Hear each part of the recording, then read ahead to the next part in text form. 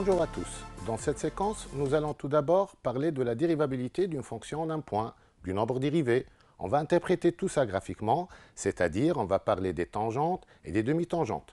Ensuite, on va parler des branches infinies, asymptotes et branches paraboliques. Enfin, on va calculer une aire à l'aide d'une intégration par partie.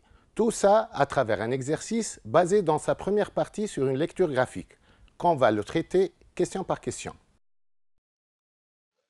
On va commencer par la première partie.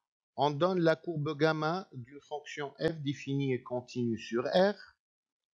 On a tracé la droite delta qui est tangente à gamma au point B d'abscisse moins 1 et qui est aussi asymptote à gamma au voisinage de plus l'infini.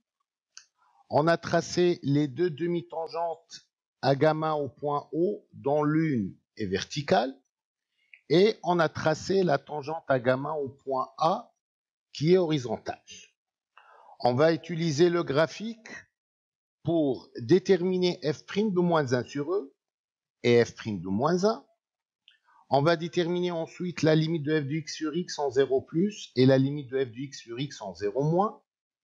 On va déterminer la limite de f de x en moins l'infini, la limite de f de x sur x en moins l'infini, la limite de f de x en plus l'infini et la limite de f de x moins x plus 1 en plus l'infini. Et on va finir par dresser le tableau de variation de f. On va commencer alors par déterminer f' de moins 1 sur E.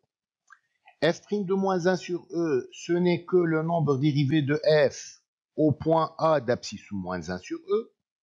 Dans notre cas, la courbe gamma admet au point A d'abscisse moins 1 sur E une tangente horizontale. On en déduit alors que f' de moins 1 sur E égale 0.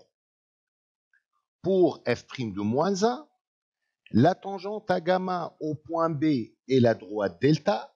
La droite delta a pour équation y égale x plus 1.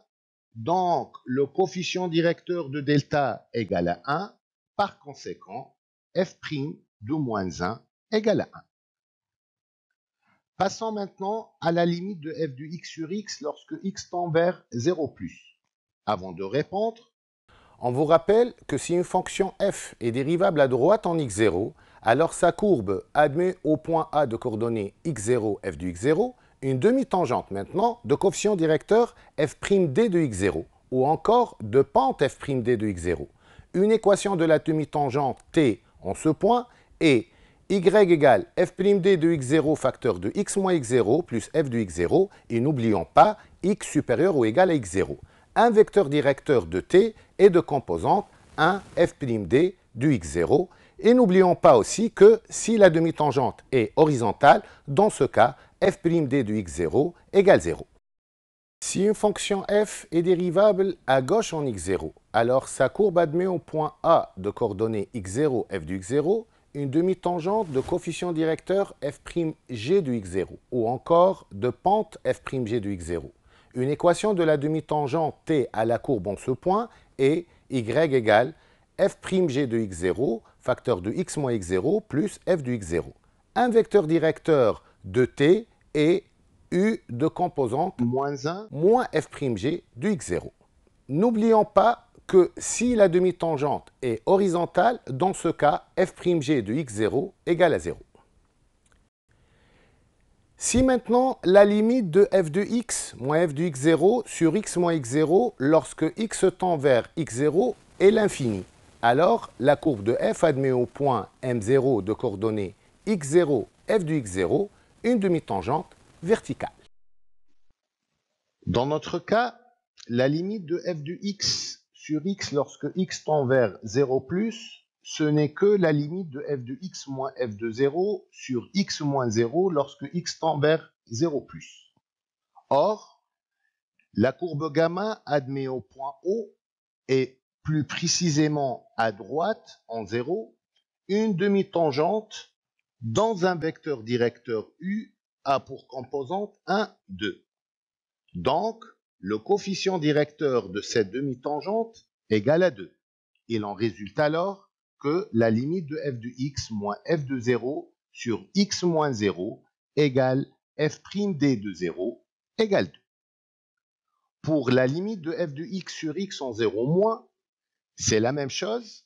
La limite de f de x sur x en 0 moins, ce n'est que la limite de f de x moins f de 0 sur x moins 0 lorsque x tend vers 0 moins. La courbe gamma admet au point O si, et plus précisément à gauche en 0, une demi-tangente verticale. Il en résulte alors que cette limite vaut l'infini. Comme maintenant la demi-tangente est dirigée vers le haut et la limite est en 0 moins, il en résulte que cette limite égale moins l'infini. Passons maintenant à la limite de f de x lorsque x tend vers moins l'infini. Avant de répondre, voici un rappel sur les branches infinies. On vous rappelle que si la limite d'une fonction f lorsque x tend vers un réel a est l'infini, alors la droite d'équation x égale à a est une asymptote verticale à la courbe de f. Si maintenant la limite de la fonction f lorsque x tend vers l'infini égale à un réel b, alors la droite d'équation y égale à b est une asymptote horizontale à la courbe. Maintenant, si la limite de f de x moins ax plus b lorsque x tend vers l'infini égale 0, ou bien sûr a et b deux réels tels que a est un réel non nul, alors la droite d'équation y égale à ax plus b est une asymptote oblique à la courbe au voisinage de l'infini. Et on peut la trouver autrement en calculant, en déterminant la limite de la fonction f lorsque x tend vers l'infini, on trouve l'infini, puis on détermine la limite de f de x sur x lorsque x tend vers l'infini, on trouve le a, puis la limite de f de x moins x lorsque x tend vers l'infini, on trouve le b. Pour les branches infinies maintenant, si la limite de f de x lorsque x tend vers l'infini égale l'infini et la limite de f de x sur x lorsque x tend vers l'infini égale à 0, alors la courbe de f admet une branche parabolique de direction l'axe des abscisses au voisinage de l'infini. Si maintenant la limite de f de x lorsque x tend vers l'infini égale l'infini et la limite de f de x sur x lorsque x tend vers l'infini égale l'infini aussi, dans ce cas, la courbe admet une branche parabolique de direction OJ au voisinage de l'infini. Enfin, si limite de f de x lorsque x tend vers l'infini égale l'infini, la limite de f de x sur x lorsque x tend vers l'infini égale un réel a, et la limite de f de x moins ax lorsque x tend vers l'infini égale l'infini, alors la courbe de f admet une branche parabolique de direction la droite y égale ax. Revenons à notre cas.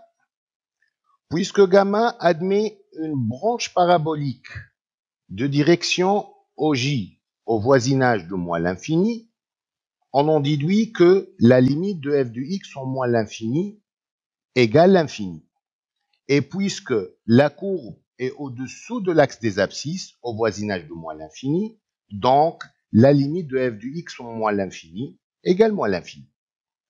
Pour la limite de f de x sur x en moins l'infini, on a déjà dit que la courbe gamma admet au voisinage de moins l'infini une branche parabolique de direction OJ. Et l'on résulte que la limite de f de x sur x lorsque x tend vers moins l'infini égale l'infini. Et puisque la fonction f est négative et x tend vers moins l'infini, on en déduit alors que la limite de f de x sur x lorsque x tend vers moins l'infini égale plus l'infini.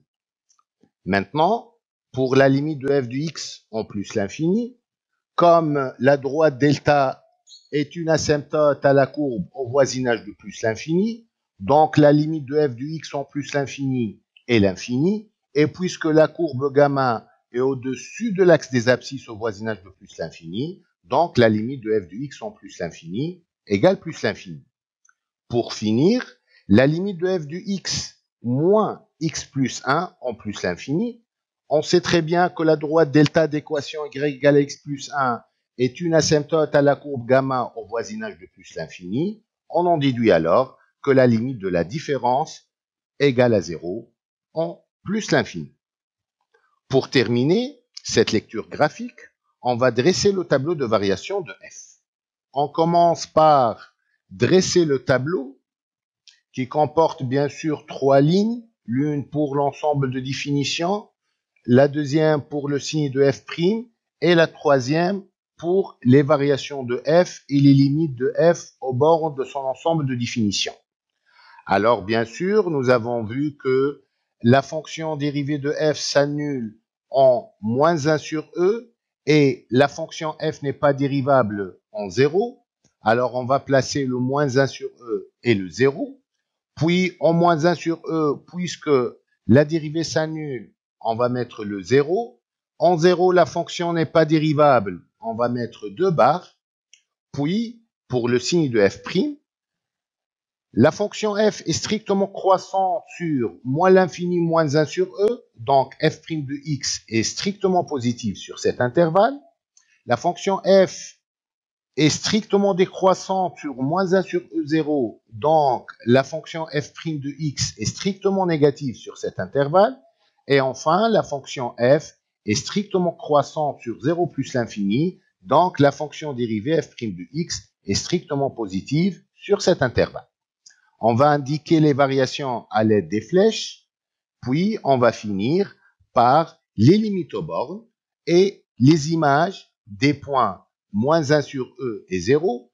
La limite au moins l'infini, c'est moins l'infini. L'image de moins 1 sur e égale à 1 sur e. L'image de 0 par f égale à 0. Et enfin, la limite de f en plus l'infini, c'est plus l'infini. On passe maintenant à la deuxième partie. La restriction g de f à l'intervalle ouvert moins l'infini 0 est définie par g de x est égal x ln de moins x. À l'aide d'une intégration par partie, on va calculer l'aire de la partie du plan limitée par la courbe gamma, l'axe des abscisses et les droites d'équation respectives x égale à Moins 1. x égale moins 1 sur e.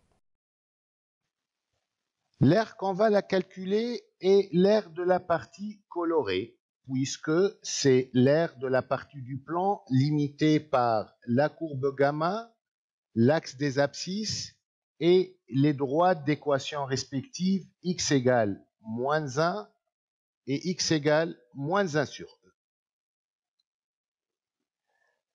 Puisque la fonction g est continue et positive sur l'intervalle moins 1 sur e, il en résulte donc que l'aire, ce n'est que l'intégrale sur moins 1 sur e de g de x dx, qui est égale à l'intégrale sur moins 1 sur e de x ln de moins x dx. Pour calculer cette intégrale, on va faire appel à une intégration par partie, en posant u de x égale à ln de moins x et v' de x égale à x. On aura alors u' de x égale 1 sur x et v de x égale x carré sur 2.